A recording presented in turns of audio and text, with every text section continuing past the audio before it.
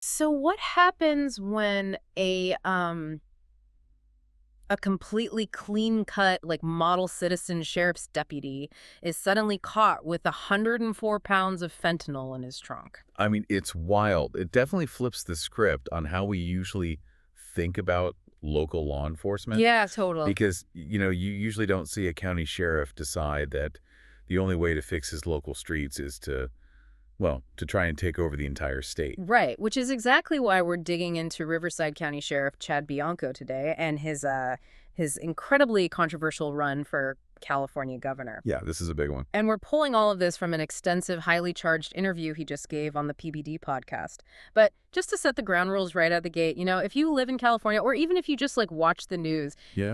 these are deeply polarizing topics. Oh, absolutely. So neither of us here is picking a side. We aren't endorsing Bianco's platform, and we aren't, condemning the state's current leadership. Right. Our mission is purely diagnostic. We just want to understand the mechanics of his arguments. Like, how does a career law enforcement officer view the massive systemic problems of a state like California? Exactly. And how does he actually plan to pivot from policing a single county to governing the fifth largest economy in the world? Okay, let's unpack this. Hmm? Because to really grasp Bianco's political worldview, we kind of have to start by looking at the literal ground he covers every single day. Yeah, the geography is huge here. If you've never been to Riverside County, you can't just think of it as, a neighborhood or a suburb. It's massive. It's basically a small country. I mean, Yeah. we are talking about 2.5 million people spread out over almost 8,000 square miles. Wow. Yeah, and to put that in perspective, geographically and demographically,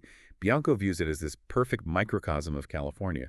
You have densely populated urban centers, you have ultra-wealthy resort towns like Palm Springs, and then you have enormous agricultural sectors, plus remote mountain communities. Right. But the defining feature of Riverside, at least for a sheriff, is its freeway system. Oh, yeah, to the logistics of it. If you're driving down the I-15 or the I-10, you probably just think you're sitting in brutal Southern California traffic, Yeah.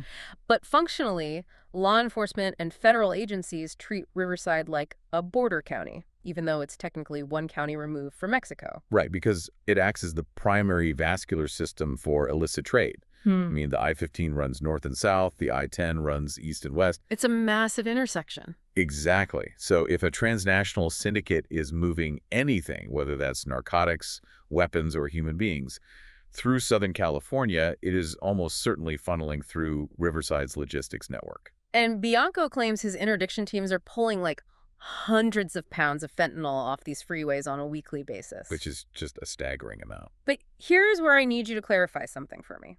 In the source material, Bianco talks about how cartels actively shift their business models based on American border policy. He says when border policies loosen, cartels outsource the drug trade to local gangs so they can focus on human trafficking. But wait, pause right there. I'm struggling with that logic. How so? Well, why would a ruthless transnational cartel willingly hand over their most lucrative product narcotics to local street gangs? I mean, that seems completely counterintuitive to how a monopoly operates. What's fascinating here is the sheer corporate agility of these syndicates. It really comes down to risk versus reward economics and operational bandwidth. Okay. According to Bianco's breakdown, when border policies become highly permissive, the sheer volume of human trafficking just explodes. Moving humans suddenly becomes incredibly high margin, but it's also highly labor intensive. Because they're people. Right. Humans need to be guided, they need stash houses, they need to be fed and transported. The cartel's logistical network gets entirely consumed by the human element. So they literally don't have the manpower to run the drugs at the same time. Exactly. So they effectively franchise the narcotic side to local non-Hispanic street gangs. Oh. Yeah, it frees up the cartel's operational bandwidth to focus on the high-yield human trafficking. But, as Bianco notes, the moment border policies tighten and human trafficking becomes harder or, less profitable, the cartels simply flip the switch. They just take it back. Brutally. They reclaim total control of the drug trade from those local gangs. It's terrifying how much it sounds like a Fortune 500 company just pivoting its supply chain. It really is. And the reach of that supply chain is staggering. Which brings us back to that 104 pounds of fentanyl I mentioned at the start of the deep dive. Yeah, this story is crazy. Because this wasn't found in a random cartel truck. Mhm. This was found in the trunk of one of Bianco's own deputies, Alberto Oseguera Roa. Right. And by all accounts, this deputy was a model employee. I mean, he was in his mid-20s, had a great upbringing, a spotless background, and was highly regarded by his supervisors. No red flags at all. None. His arrest completely blindsided his peers. But the mechanism of how he got involved is what's crucial here. He didn't just randomly decide to break bad, right? His uncle was high up in a cartel organization and essentially recruited his nephew into the family business. Yeah, directly exploiting his position in law enforcement. And it required a massive multi-agency effort to take him down. We're talking hundreds of federal and local officers building this intricate operational spiderweb just to catch this one deputy. While making sure he didn't know they were onto him. Exactly, all while meticulously ensuring the deputy had no idea his own colleagues were watching him. It really paints a dark picture. I mean, if the cartel infiltration is so deep and so sophisticated that it literally reaches the deputies meant to fight it, it completely reframes the job of a local sheriff. Oh, 100%. He's not just arresting local burglars anymore. He's fighting an international syndicate. And that friction point is exactly what pushed Bianco onto the political stage. Right? Yeah, that's the catalyst. Because he argues that you can't fight transnational crime when you are constantly colliding with state-level political mandates. Precisely. Because Riverside sits at the epicenter of these systemic issues. A collision between Bianco's law enforcement strategies and Sacramento's political machinery was kind of inevitable. It's just a matter of time. And the match that lit the powder keg was COVID-19. Yeah, that was his breakout moment nationally. During the pandemic, Bianco outright refused to enforce California's state lockdown orders. He did. But I want to make sure we understand his actual logic here, because it wasn't just a general anti-mandate stance. It was based on what he saw as a glaring systemic double standard. Right. Bianco looked at the mechanics of what the state was ordering him to do. On one hand, state officials were mandating that his deputies go out and arrest business owners, like, say, a mother trying to keep her restaurant open just to feed her child for violating health codes. Right. But at the exact same time, to prevent COVID outbreaks in crowded facilities, the state was systematically releasing tens of thousands of convicted criminals from prisons directly into local neighborhoods. Yeah. And from Bianco's perspective as a law enforcement officer, this was fundamentally absurd. It makes no sense to him. Right, because you are releasing actual threats to public safety while criminalizing everyday survival. So he drew a hard line in the sand and refused to comply. Which didn't go over well. Not at all. From the perspective of California's political establishment, especially Governor Gavin Newsom and Attorney General Rob Bonta, this wasn't a philosophical disagreement. This was insubordination by a rogue county official. And it essentially severed the relationship between the governor's office and local law enforcement. Bianco actually points out this crazy historical anomaly. He claims Governor Newsom hasn't met with the state's 58 sheriffs in years. Yeah, which is highly unusual. Right. Historically, California governors regularly attended bi-monthly sheriff's meetings. It was just part of the job. But now it's total silence. And that lack of communication quickly devolved into active legal warfare, specifically with Attorney General Rob Bonta. The showdown over the 46,000 vote discrepancy is the perfect case study for this dynamic. Okay, walk me through the mechanics of this, because this sounds incredibly legally messy. A citizen group uses public records and finds a discrepancy of 46,000 votes in Riverside County following an election. Right. Meaning the tally of yes and no votes was 46,000 higher than the actual number of physical ballots received. Right. So Bianco does what a sheriff is supposed to do. He takes the evidence to a judge. The judge agrees there is probable cause, and Bianco opens a local investigation. Just to check it out. Exactly. The goal is simple. Go into the registrar's office, count the ballots, and figure out if this was a massive clerical error or intentional fraud. But the state immediately steps in. Attorney General Bonta sends an email ordering the sheriff to halt the investigation. Yeah. And Bianco essentially says, I don't answer to you. I answer to the voters of my county, and proceeds. So Bonta actively sues him. But here's my question. Who actually has the legal jurisdiction there? What is the constitutional tension when a state's top lawyer and a county's top cop go to war? It creates a massive jurisdictional crisis because, according to Bianco, the lawsuit Bonta filed wasn't even about the integrity of the election or the missing 46,000 votes. It wasn't. No, it was a semantic, weaponized legal maneuver to establish hierarchy. Oh, wow. The state was arguing that the attorney general possesses the ultimate authority to dictate what local elected sheriffs can and cannot investigate. And ultimately, a judge froze the ballot count entirely, effectively killing Bianco's investigation. Wow. And Bianco uses this to argue that the state legislature isn't actually a governing body anymore, but a highly concentrated political machine. He points specifically to progressive leaders like Sabrina Cervantes, claiming that a small group of maybe 15 to 20 far-left officials dictate all policy in Sacramento, completely ignoring what local counties actually need. He views the entire state apparatus as actively hostile to public safety. He really does. Let me throw an analogy at you, though, because this is what I keep coming back to. Yeah. If you look at the DNA of a sheriff, they're wired like the defensive coordinators of a football team. Oh, well, that's a good way to put it. Right. Their entire professional instinct is purely to protect, to stop the offense, to prevent harm. It's entirely reactionary and defensive. So can a purely defensive mindset translate to the head coach role of a governor? That's the big question. A governor can't just play defense. I mean, they have to manage the economy, education, water infrastructure, agriculture. That is the ultimate stress test of his candidacy. Can a crisis management mindset scale up to holistic governance? And nowhere is that question tested more severely than in his approach to California's most visible, tragic failure, which is homelessness. Oh, man. His take on this is intense. The friction between his street-level view and state policy is incredibly stark here.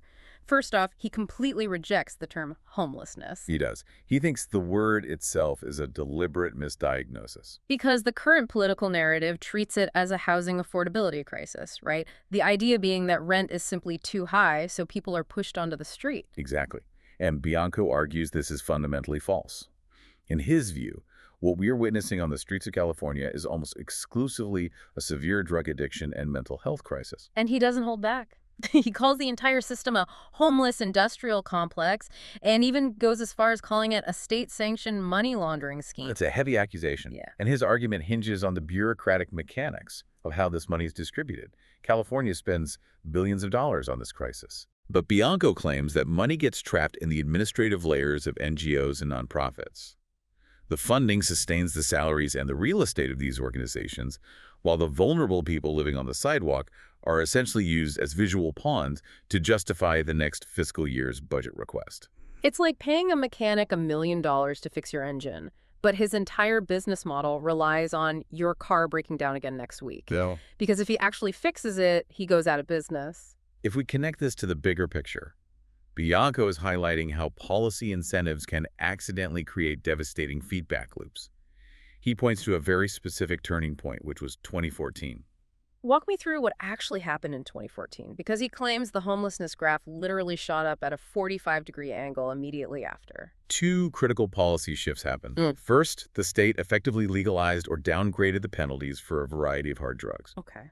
Second, and more importantly, they passed laws that legally separated the funding and treatment mandates for drug abuse and mental health. How does that actually play out on the street, though, like practically speaking? Think about the intake process. Let's say a police officer finds an addict who has hit rock bottom and actually agrees to get help. Which is rare, but okay. Right. The officer takes them to a state-funded drug treatment facility. But during the intake interview, the addict admits they have a previously diagnosed mental health condition, say schizophrenia. Because of those 2014 laws separating the mandates, the drug treatment center legally cannot take them. They don't have the specific psychiatric licensing now required by that funding tier. Wait, so the bureaucracy literally prevents the treatment? Exactly. The facility rejects the patient because of liability and funding restrictions, and that person is pushed right back out the front door onto the pavement. That's insane. Bianco argues the state is building $1.4 million low-income housing units while actively defunding mandatory integrated treatment facilities. And the human toll of this bureaucratic paralysis is just incredibly dark. He tells this one story that really stuck with me. The Skid Row story. Yeah. He's driving to an LAPD precinct near Skid Row.